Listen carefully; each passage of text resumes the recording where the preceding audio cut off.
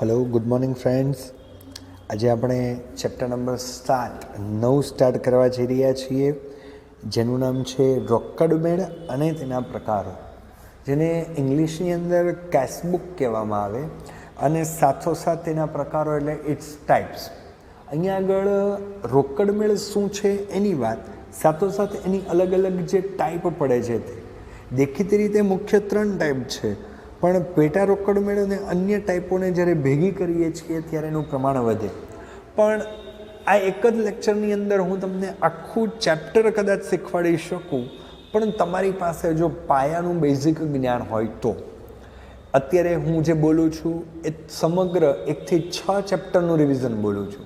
First ચેપ્ટરની અંદર વિદ્યાર્થી મિત્રો આપણે પારિભાષિક શબ્દથી પરિચિત થયા, જેની અંદર આપણે જોયું કે અલગ અલગ પ્રકારના શબ્દો, જેની અંદર મૂડી, ઉપાડ, ખરીદી, વેચાણ, આવા નહીં તો 50 થી 60 શબ્દોથી આપણે પરિચિત થયા. એની ઉપરથી વિદ્યાર્થી મિત્રો આપણે જોયું હતું નેક્સ્ટ સેકન્ડ ચેપ્ટરની અંદર વ્યવહારોની ઓળખ, જેની અંદર રોકડ વ્યવહાર કોને કહેવાય, ઉધાર વ્યવહાર કોને કહેવાય, અન્ય પ્રકારના વિશિષ્ટ વ્યવહારો કોને કહેવાય, અડધો રોકડ વ્યવહાર ને અડધો ઉધાર વ્યવહાર, એને પણ ત્યાં આગળ સમજવાનો આપણે પ્રયત્ન કર્યો. એની જ અંદર વ્યવહારની બેવડી અસર શીખ્યા, ખાતાના વિવિધ પ્રકારની અંદર વ્યક્તિ ખાતું, માલ મિલકત ખાતું અને ઉપજ ખર્ચ ખાતું શીખ્યા. ઉપરાંત ત્રણેયના ખાતાઓનું વર્ગીકરણ ઉપરાંત આપણે શીખ્યા દરેક ખાતાના નિયમ. જેમ કે વ્યક્તિ ખાતું હતું તો લેનાર ખાતે ઉધાર, આપનાર ખાતે જમા, માલ મિલકત હતું તો આવે તે ઉધાર જાય તે જમા. એ જ પ્રમાણે ઉપજ ખર્ચ ખાતું હતું તો ખર્ચ કે નુકસાન ઉધારો અને આવક કે ઉપજ જમા કરો. બરાબર. ખાસ કરીને પછીના ચેપ્ટરની અંદર આપણે મહત્વતા આપી હતી આમનો જે કદાચ એકાઉન્ટનો પાયો છે, તો એ ચેપ્ટરની અંદર લગભગ ઓલમોસ્ટ 1 મહિના જેવી પ્રેક્ટિસ કરી અને આશા રાખું કે એ ચેપ્ટર તમને પરફેક્ટ ફાવી ગયું હશે. એની ઉપરથી પેટા 2 પ્રકારો આપણે હવે પડશે, ઉધાર વ્યવહાર અને રોકડ વ્યવહાર મુખ્ય. જેમાં ઉધાર વ્યવહારની સમગ્ર નોંધ કરવા માટે પેટા નોંધ આપણે જોઈ.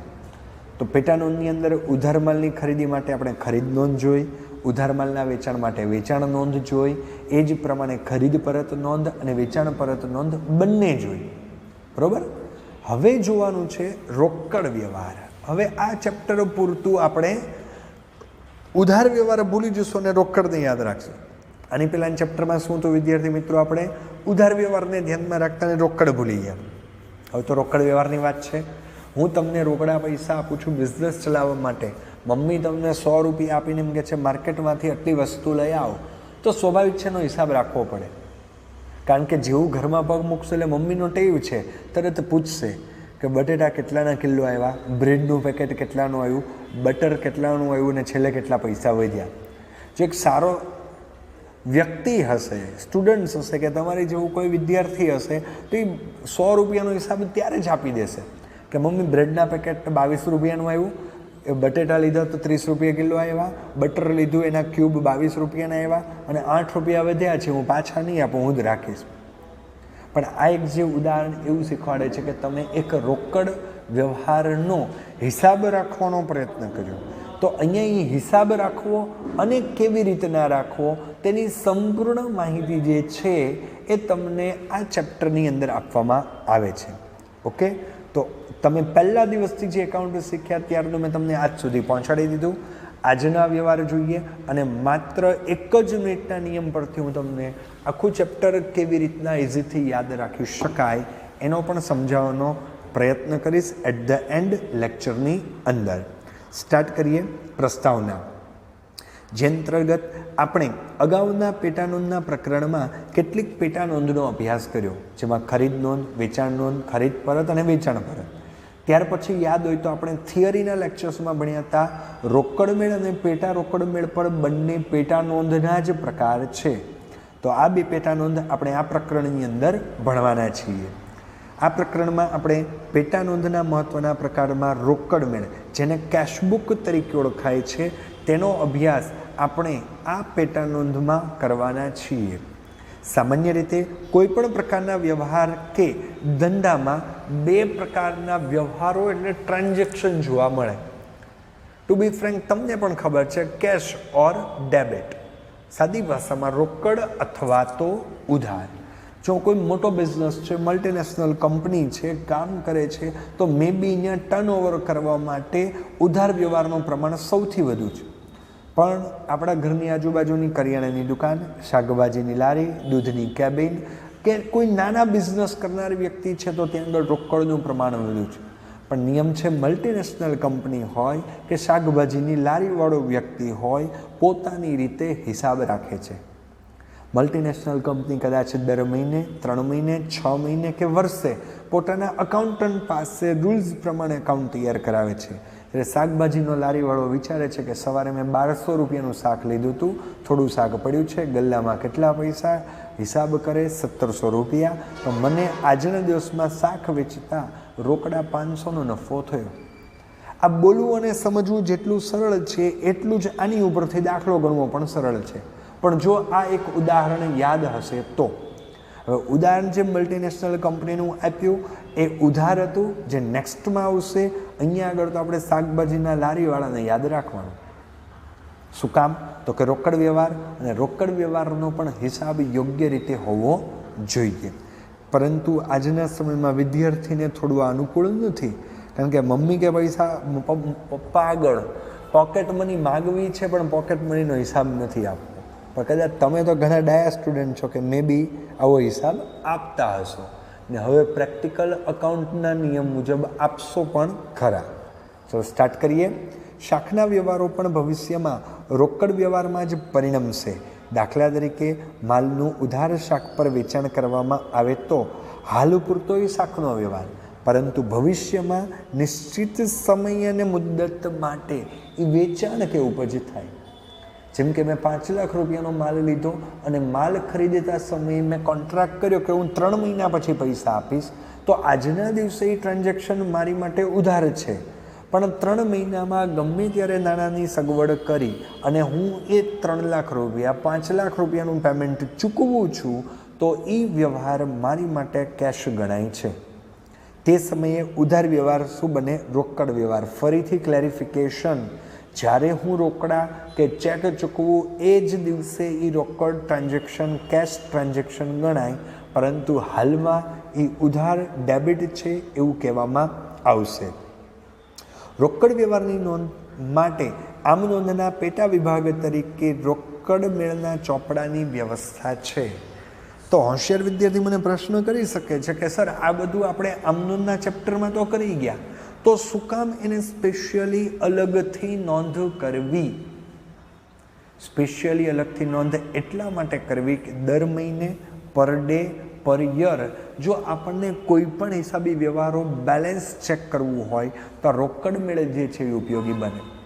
સાદી ભાષામાં કહું, ઘણા ફેમિલીઝની અંદર પર મંથ કેટલી આવક, એની સામે પર મંથ નાના અને મોટા તમામ ખર્ચાઓ કેટલા છે એની નોંધ થાય. એક ડાયરી બને, એની અંદર લખાય કે શાકભાજીનો ખર્ચો એટલો, દૂધનો ખર્ચો એટલો, કરિયાણાનો ખર્ચ એટલો, મત્સ્ય કેટલો, બાળકની ફીઝ, પેટ્રોલ, મેડિકલ, XYZ ખર્ચા. અને પછી at the end month complete થાય છે ત્યારે મમ્મી કે પપ્પા એવું વિચારે છે કે આપણા ઘરમાં 40,000 રૂપિયાની ઇન્કમ છે, એની સામે આ મહિને તો 32,000 રૂપિયાનો ખર્ચો થઈ ગયો. હવે જો એ નોંધ નહીં કરે તો ત્યાં આગળ ઘણી વખત ખર્ચ આવક ઉપરથી પ્રોફિટ કેટલો છે અથવા બચત કેટલી છે એનો ખ્યાલ ન આવે. ક્લિયર થાય છે? એટલે પેટા વિભાગ તરીકે રોકડના વ્યવહારને અલગથી નોંધવાનો પ્રયત્ન કરવામાં આવે છે. રોકડ મેળનો અર્થ: રોકડ વ્યવહારની નોંધ રાખવા માટે તૈયાર કરવામાં આવતી પેટા નોંધને રોકડ મેળ કહેવાય. બરોબર?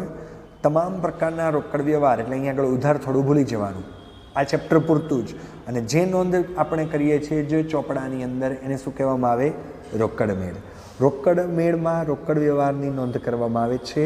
રોકડ આવક અને જાવકની નોંધ રોકડ મેળમાં કરવામાં આવે. હવે 2 શબ્દ ઉપર આખો દાખલો, મિનિમમ 7 કે 8 માર્ક્સનો દાખલો આ ચેપ્ટરમાંથી કમ્પલસરી પૂછાય. આની ઉપર જ ધ્યાન આપવાનું, રોકડ આવક અને રોકડ જાવક પર. રોકડ મેળ પરથી નિયત સમયના અંતે રોકડ શિલ્લક જાણી શકાય, કેશ બેલેન્સ. હમણાં મેં ઉદાહરણ તમને આપ્યું કે મંથ કમ્પ્લીટ થાય છે ત્યારે મમ્મીને પપ્પા એવું કે 40,000 રૂપિયાની ઇન્કમ, એની સામે 32,000 રૂપિયાનો ખર્ચો, તો 8,000 વધ્યા એ તમારું કેશ બેલેન્સ, રોકડ બેલેન્સ. ઘણીવાર મમ્મી કે પપ્પા એવું કે છે આ મહિને બહુ ખર્ચો થઈ ગયો, તો હું એને સપનું આવ્યું ને એને એવું કહી દીધું આ મહિને બહુ ખર્ચો થઈ ગયો? નહીં, પણ એને તરત ખબર પડે છે કે 40,000ની ઇન્કમ સામે આ વખતે આપણને 58,000 રૂપિયાનો ખર્ચો થઈ ગયો છે, કારણ કે ઘરમાં માંદગી હતી, ઘરમાં કોઈ પ્રસંગ હતો, કોઈ સ્ટુડન્ટ્સની ફીસ ભરવાની હતી, મેડિકલ પ્રોબ્લેમ્સ હતો, જેના કારણે એ શબ્દ એવો વાપરે છે કે આ મહિને બહુ ખર્ચો થઈ ગયો. એકાઉન્ટમાં એને એમ જ કહેવાય કે મહિનાના અંતે આપણી પાસે કેશ બેલેન્સ વધ્યું કે કેશ બેલેન્સ વધ્યું નથી. ઓકે, નેક્સ્ટ લાઇન 1 માર્કનો SQMCQ 100% પૂછવાની શક્યતા છે. બરાબર, રોકડ મેળ એ આમનોંધ અને રોકડ ખાતા એમાં બંનેની ગરજ સારે છે. બરાબર, ગરજે સારવું એટલે એના ઉપર ડિપેન્ડન્ટ રહેવું. બરાબર ને, કહેવત છે ને કે ઘણી વખત ગધેડાને પણ બાપ કહેવો પડે, પણ ઘણાની કહેવત ક્લિયર નથી થતી કે જરૂર પડે ત્યારે વ્યક્તિને આપણે ગમે એ કહી શકીએ. એમ અહીંયા આગળ રોકડ મેળ આમનોંધ જેને આવડતી હોય એની માટે રોકડ મેળ સરળ છે, અને રોકડ મેળની અંદર જ રોકડ ખાતું અને નેક્સ્ટ ચેપ્ટર ખાતાવહી અને ખતવણી જે છે એ 50%ની સાથે ઇન્ક્લુડ કરીને ચલાવી દઈશ, તમને પણ ખબર પડશે નહીં. એટલે શબ્દ મૂક્યો છે એને શું કરે છે? ગરજ સારે છે. MCQમાં પણ પૂછાય અને શોર્ટ ક્વેશ્ચન્સની અંદર પણ એ પૂછાય છે, કારણ કે રોકડ મેળ એ 2 ખાતાના સ્વરૂપને તૈયાર કરવામાં આવે છે. રોકડ મેળની ઉધાર બાજુ આવક, જેને આ ચેપ્ટર પૂરતું આઈ કહેવાય, આઈ બાજુ. મહારાષ્ટ્રમાં આઈને મમ્મી કહે, પણ અહીંયા આગળ આઈ મમ્મી નથી, અહીંયા આઈ એટલે શું છે? ઉધાર છે. જ્યારે જમા બાજુ, જેને કહેવામાં આવશે જાવક અથવા તો વ્યય. વ્યય એટલે એક પ્રકારનો ખર્ચ, એના ઉપર એ શબ્દ આવ્યો વ્યય. ફરીથી ક્લેરિફાઈડ કરું, ઉધાર બાજુને આઈ કહેવાશે, જમા બાજુને વ્યય. બરાબર, આવક અથવા તો જાવક એના પર્યાય શબ્દ છે એવું પણ આપણે કહી શકીએ છીએ. હવે રોકડ મેળની ઉપયોગિતા શું? ઘણા બધા વિદ્યાર્થી ઘરનું આપેલા ઉદાહરણ ઉપરથી સમજી જાય કે હિસાબ રાખવાથી આપણને ખબર પડે કે મારી પાસે કેટલા પૈસા વધ્યા ને કેટલા નથી વધ્યા. તો બિઝનેસમાં રોકડ મેળ રાખવાથી આપણને શું ફાયદો થાય? તો જોઈએ પહેલું જ એનું મહત્ત્વ, સમય અને શ્રમનો બચાવ થાય. કારણ રોકડ વ્યવહારો આમનોંધમાં નોંધ્યા વિના સીધા જ રોકડ મેળમાં નોંધવામાં આવે. એટલે તમે આમનોંધ ન લખો તો ચાલે, પણ સીધું રોકડ મેળ કરો તો રોકડ મેળમાં રોકડ આવે તે ઉધાર ને જાય તે જમા. એક જ નિયમ, ને આ નિયમ ઉપરથી સરળતાથી 1 મહિનાનો રોકડ મેળ પણ તમે તૈયાર કરી શકો છો. તેથી અલગથી રોકડ ખાતું બનાવવું પડતું નથી. એટલે અહીં કહી શકાય કે રોકડ મેળ એ આમનોંધ અને રોકડ ખાતા બંનેની ગરજ સારે છે. કારણ કે હવે તમારે આમનોંધ પણ લખવાની જરૂર નથી, રોકડ ખાતું પણ લખવાની જરૂર નથી, અને તમે સરળતાથી તમે શું કરો છો? આનું ત્યાં આગળ રોકડ મેળ બનાવી અને બંનેનો ઉપયોગ કરી શકો, જેથી તમારો સમય અને શ્રમ પણ શું થાય? ત્યાં આગળ બચે છે. સેકન્ડ મુદ્દો, શ્રમ વિભાજનનો લાભ મળે. કામની શું થઈ ગઈ? વેચણી, જેને શું કહેવામાં આવે? શ્રમનું વિભાજન. રોકડ મેળ આમનોંધથી અલગ રાખવામાં આવતો હોવાથી તેને તૈયારી કરવાની જવાબદારી અલગપણે ચોક્કસ વ્યક્તિને સોંપી શકાય છે. બરાબર, આમનોંધ નથી બનાવતા એટલે આપણે ત્યાં આગળ રોકડ મેળ તૈયાર કરીએ તો રોકડ મેળ એવી જ વ્યક્તિને સોંપી શકાય કે જેને બનાવતા આવડે. ઘરની અંદર હિસાબ લખવાનું કામ જોજો, જે વ્યક્તિ એક્યુરેટ હશે ને એને જ આવડશે. સપોઝ મમ્મી હોય તો મમ્મી જ લખશે, પછી પપ્પા ખાલી મૌખિક કહી દેશે, લખશે નહીં. એ જ પ્રમાણે પપ્પા હશે તો પપ્પા લખશે, મમ્મી લખશે નહીં. એ પ્રમાણે કાર્ય ત્યાં આગળ થઈ શકે છે. એટલા માટે ચોક્કસ વ્યક્તિને આપણે એકમ કે પેઢીની અંદર પણ આ કામ ત્યાં આગળ સોંપવામાં આવતું હોય, જેથી શ્રમ વિભાજનનો લાભ મળે. મે બી ભવિષ્યમાં 5 કે 7 વર્ષ પછી તમે પણ આ કામ પ્રેક્ટિકલ કરતા હો એવી આશા સાથે. મુદ્દા નંબર 3, રોકડ સિલક જાણી શકાય. સાદી ભાષામાં કહું, યર મંથ સ્ટાર્ટ કર્યો ત્યારે આપણી પાસે કેટલા રૂપિયા હતા મંથ અને યર કમ્પ્લીટ કર્યું ત્યારે આપણી પાસે કેટલા પૈસા છે, જેના ઉપરથી નફો, ખોટ, લાભ, નુકસાન જે કાંઈ પણ જાણવું છે તે ત્યાં આગળ સરળતાથી જાણી શકાતું હોય છે. આમ રોકડ મેળ રાખવાથી દરરોજ મોટી કંપની છે, ખૂબ વ્યવહારો છે તો રોજ આ કામ કરે છે, નાની કંપની છે તો 1 મહિને કામ કરે છે, અમુક નિશ્ચિત સમય હોય per day, per month, 6 month, 3 month, 9 month અને 12 એટલે કે યર. તો આ પ્રમાણેના હિસાબો તૈયાર થાય અને મુદ્દતના અંતે કેટલા રોકડ શિલ્લક છે અને કેટલી નથી એની સરળતાથી જાણકારી પણ આપણને પ્રાપ્ત થતી હોય. મુદ્દા નંબર 4 ખાસ ધ્યાન આપજો. ચોરી, ઉચાપત, ગોટાળા, ખોટા હિસાબો આ બધી જ બાબત આની ઉપરથી જાણી શકાય. હું 50 રૂપિયા ખર્ચ પેટે લખું છું, તમારે ત્યાં વિગત લખવી પડે કે પેટ્રોલ પુરાયું, ઘર હોય તો મમ્મી કે શાકભાજી લીધા, પપ્પાએ કીધું દવાના આપ્યા, જેથી હિસાબ મેન્ટેન થાય. એમ કંપની પણ અલગ અલગ બિલ ઉપરથી આ તમામ હિસાબો લખે. અમુક નાણાંના બિલ નથી હોતા તો ઘણી વખત ચોરી, ઉચાપત કે કોઈ પણ પ્રકારની ગેરરીતિ થઈ હોય જેથી તમને શિલ્લક યોગ્ય સમયે મળતી નથી અને તરત ડાઉટ ઉત્પન્ન થાય છે કે અહીંયા કોઈ નાણાંની ઉચાપત કરતું હોય છે. દરરોજ કે નિશ્ચિત સમયના અંતે રોકડ ખાતાની શિલ્લક શોધવામાં આવતી હોવાથી હાથ પરની વાસ્તવિક રોકડ સાથે એને સરખાવી શકાય. હાથ પરની વાસ્તવિક રોકડ સાથે ઘણા એટલા એક્યુરેટ વિદ્યાર્થી તમારામાંથી છે કે જેના પાકીટમાં કેટલા પૈસા છે, હું એમ પૂછું તો એ મને ચોક્કસ એમ કે સર મારા પાકીટમાં 200 રૂપિયા છે. પપ્પાએ એને પૂછ્યું કે મેં તને 500 રૂપિયા આપ્યા હતા, કેટલા વધ્યા? તો તરત એ રોકડ હાથ પરનો હિસાબ આપશે. પપ્પા તમે મને 500 ગયા અઠવાડિયે આપ્યા હતા, 100 રૂપિયાનું પેટ્રોલ પુરાવ્યું, 100 રૂપિયાની બુક્સ લીધી, 100 રૂપિયાનો આ ખર્ચ કર્યો, 300 રૂપિયા વપરાણા અને 200 રૂપિયા મારી પાસે છે. ક્યારે? જ્યારે તમે આ રોકડ મેળ તૈયાર કરીને હિસાબ લેખિતમાં લખો છો ત્યારે. કદાચ કૌટુંબિક આ બધા ઉદાહરણ મૌખિક હોઈ શકે, પણ કંપનીમાં આવો એક પણ હિસાબ જે છે એ મૌખિક ત્યાં આગળ હોઈ શકતો નથી. જો કોઈ ભૂલ કે રોકડની ઉચાપત થઈ હોય તો તરત જાણી શકાય. હવે માનો કે હું હિસાબ દેતી વખતે 100, 200, 50 રૂપિયાનો હિસાબ આપી શકતો નથી તો સીધો બ્લેમ એવો આવી શકે કે કદાચ એ પૈસા તમે ખાઈ ગયા, ચોરી કરી છે. એકાદ વખત કદાચ મે બી કંપની કે ઘરમાં ચલાવી લેવામાં આવે, પણ અન્યથા તો ક્યારેય આવું ચલાવી લેવામાં આવતું નથી એવું પણ ત્યાં આગળ કહેવામાં આવે છે. તો આ પ્રમાણેનું કાર્ય એક રોકડની અંદર ઉપલબ્ધ બનતું હોય એવું કહી શકાય. ત્યારબાદ બેંક ખાતાનો સમાવેશ ત્યાં આગળ કરવામાં આવતો હોય, જેની અંદર ધંધાની જરૂરિયાત અને વ્યવહારો સ્વરૂપે અને એના પ્રમાણે અનુસાર જુદા જુદા પ્રકારે રોકડ મેળ તૈયાર થાય. બરાબર? ઘણા રોકડ વ્યવહારનો જ રોકડ વ્યવહારમાં ઉપયોગ કરે છે. ઘણી વખત ઘણી વ્યક્તિ બેંક ખાતાને લઈને પણ અલગ પ્રકારના રોકડ ટ્રાન્ઝેક્શનનો ઉપયોગ કરે. બેંક પણ જે છે એ એક પ્રકારનો રોકડ મેળ જ છે, પણ હું બેંકની અંદર કેટલા કેશ ડિપોઝિટ કરું છું ને એમાંથી કેટલા મેં એક્સપેન્સ કર્યા, એ એક્સપેન્સ અનુસાર હું ત્યાં આગળ રોકડ મેળ તૈયાર કરું.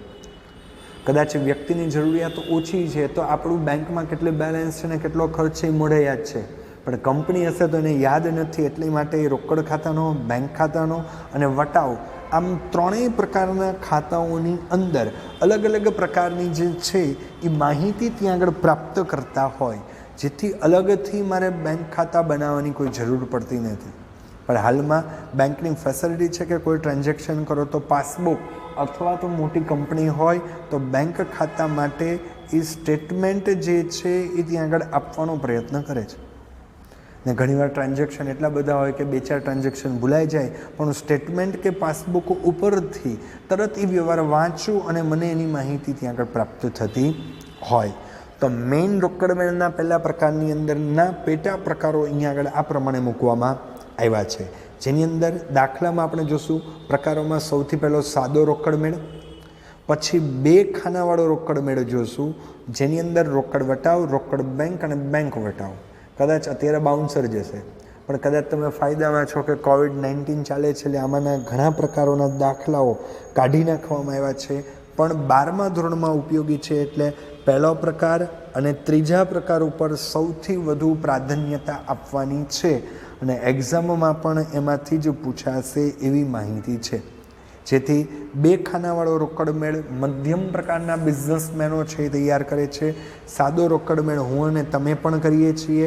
જ્યારે 3 ખાનાવાળો રોકડમેળ મલ્ટીનેશનલ કંપની પણ પોતાના હિસાબો રાખવા માટે કરે, જેની અંદર પણ ખાસ રોકડ અને બેંક જ્યારે ડિસ્કાઉન્ટનું પ્રમાણ વધતું હોય ત્યારે ડિસ્કાઉન્ટ મળવું કે ડિસ્કાઉન્ટ આપવું તેની પણ યાદગીરી રાખવા માટે ત્રીજો પ્રકાર ત્યાં આગળ મૂકવામાં આવ્યો છે, રોકડ ડિસ્કાઉન્ટ એટલે કે રોકડની પ્રાપ્તિ અથવા તો રોકડની આપ-લે.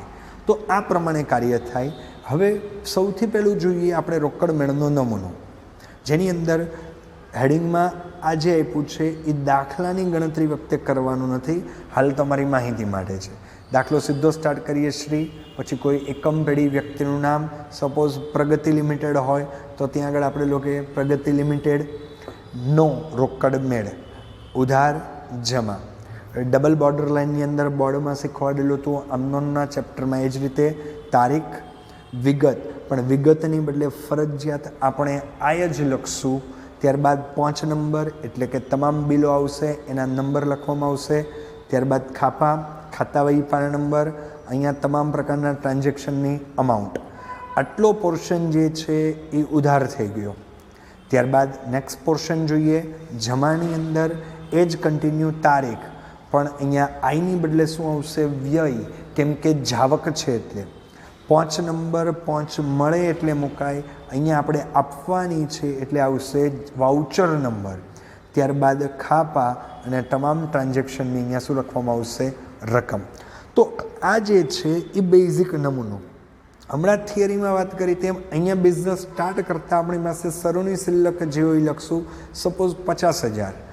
અલગ અલગ સમય દરમિયાનના ટ્રાન્ઝેક્શનો કર્યા, પ્લસ ઓર માઇનસ કર્યું બધાનું, અને તમે અંતની અંદર મેળવો છો આખર શિલ્લક, જે કદાચ બિઝનેસની દ્રષ્ટિએ પ્રોફિટ કે લોસ શું છે એ ત્યાં આગળ આપણે જાણી શકતા હોઈએ.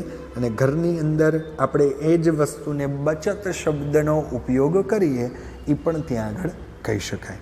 તો આ તો સાદા રોકડ મેળનો નમૂનો. હવે આપણે આગળ જોઈએ એ જ પ્રકારનો એક દાખલો, બરાબર. રોકડ મેળનો નમૂનો શીખ્યા પછી આપણે સાદા રોકડ મેળનું પહેલું ઉદાહરણ જોઈએ. સૌથી પહેલાં વિદ્યાર્થી મિત્રો અડધા કે પોણા પેજનું રોકડ મેળનું ફોર્મ દોરી નાખવાનું, જેનો નમૂનો આપણે જોયો તે મુજબ છે.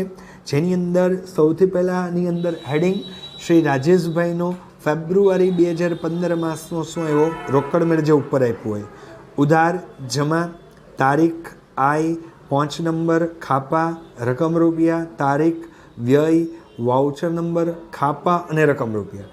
સરસ મજાની આમ બોર્ડર લાઈન બાંધી અને ખૂબ મસ્ત ફોર્મ દોરવું.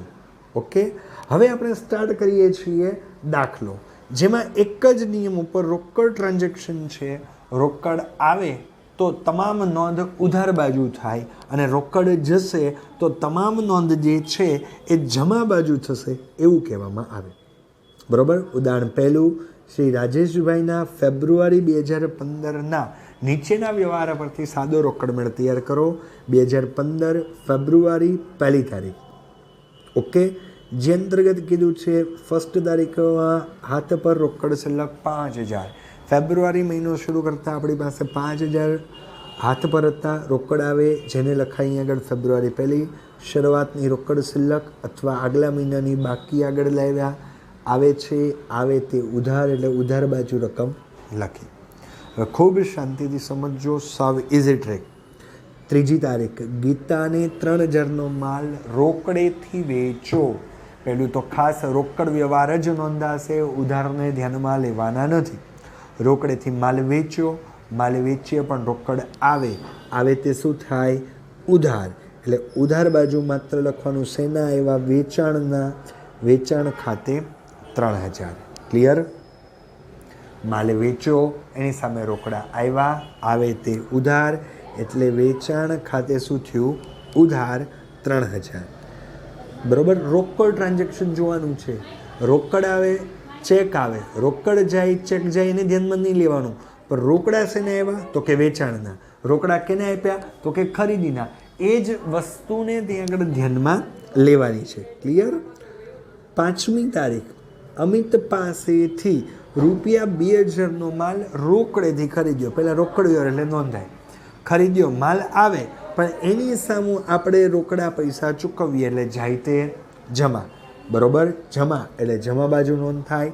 તારીખ 5 ખરીદ ખાતે અને કેટલા? ₹2000. થઈ ગયું?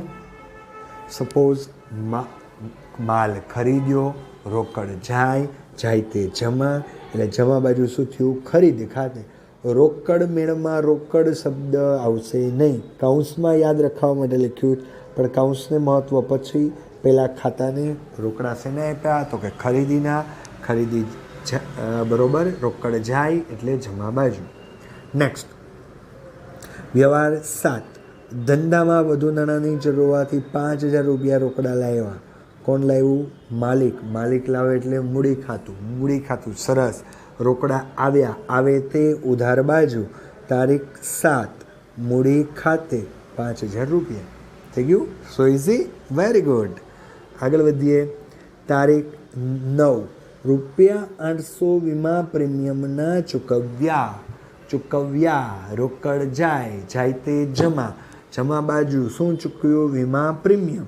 તો જુઓ જમા બાજુ તારીખ 9 વીમા પ્રીમિયમ ખાતે ₹800. થઈ ગયું? ઓકે. તારીખ 10 ગણેશ ફર્નિચર માર્ટમાંથી 4000નું ફર્નિચર રોકડેથી ખરીદ્યું.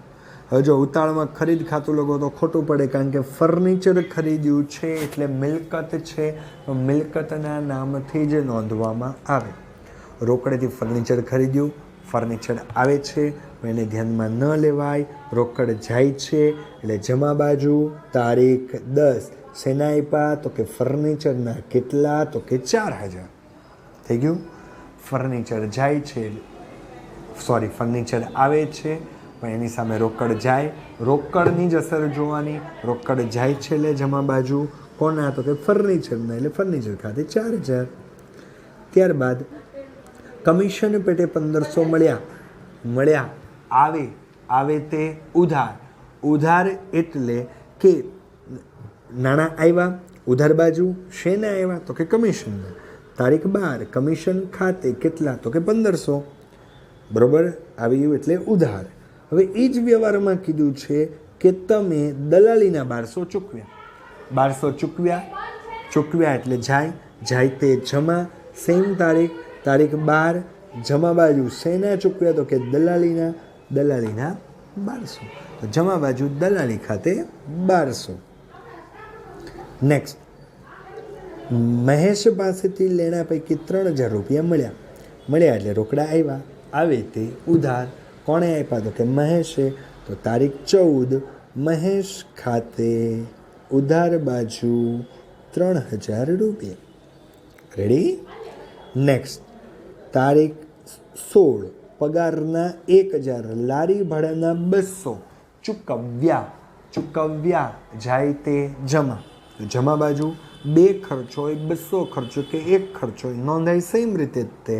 તારીખ 16 2 વખત ખર્ચા છે એટલે 2 વખત લખ્યા. પગાર ખાતે લારી ભાડા ખાતે 200 અને 1000.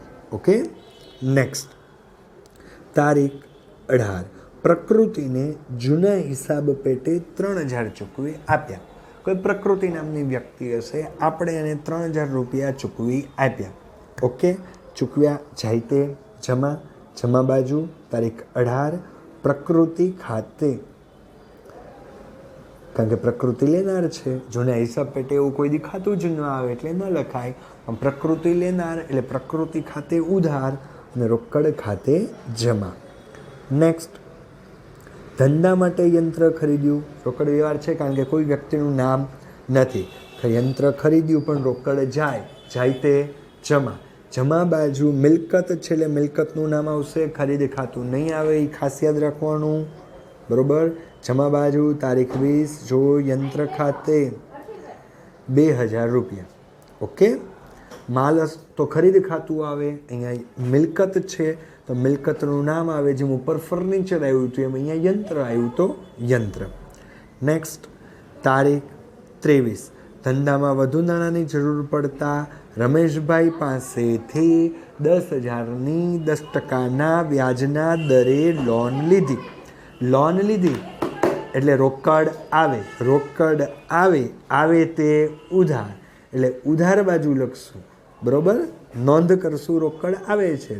કોણે લોન આપી તો કે રમેશભાઈ, એટલે રમેશભાઈની લોન ખાતી, બરોબર. તારીખ 23, ઉધાર બાજુ રમેશભાઈની 10%ની લોન 10,000 રૂપિયા, બરોબર. તારીખ 23. પછી જોઈએ તારીખ 26, જેની અંદર રોકડ ખરીદી કરી 7,000. રોકડ ખરીદી કરીએ એટલે માલ આવે પરંતુ રોકડ જાય, અહીંયા રોકડ જાય છે એ જ ધ્યાનમાં લેવાનું, એટલે રોકડ ખાતે જમા. તો જુઓ જમા બાજુ તારીખ 26, ખરીદ ખાતે 7,000 રૂપિયા. ઓકે. નેક્સ્ટ છેલ્લી તારીખ 28, પ્રાઇમ કોઓ બેંક, કોઓનું ફૂલ ફોર્મ કોઓપરેટિવ બેંકમાં 3,000 રૂપિયા ભર્યા. તમે જેમ ઘરે પૈસા વધે છાના મના મમ્મી પપ્પા વર વહુ કે હસબન્ડને કીધા વગર બેંકમાં પૈસા મૂક્યા હોય એવો વ્યવહાર છે આ, બરાબર. 3,000 રૂપિયા શું કર્યા? બેંકમાં ભર્યા. ભર્યા એટલે રોકડ આપણી પાસેથી ગઈ, જાય તે જમા. તારીખ 28, બરોબર. કોણે લીધા તો કે બેંકે. ખાલી બેંક ખાતું લખો તોય ચાલે, બેંકનું નામ લખો તો પણ ચાલે. 3,000 રૂપિયા થઈ ગયો. સો સિમ્પલ દાખલો વિદ્યાર્થી મિત્રો. તો આ રીતે આખો દાખલો ગણાય છે.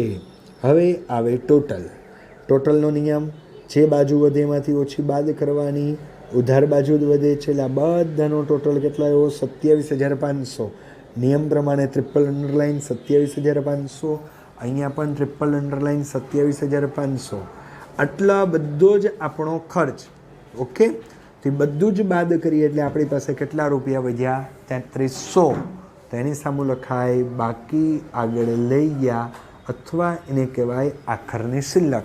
ફેબ્રુઆરી મહિનામાં બિઝનેસ કરતા આવકમાંથી ખર્ચ બાદ કરતા આપણી પાસે 3300 રૂપિયા વધ્યા એવું કહેવામાં આવે છે.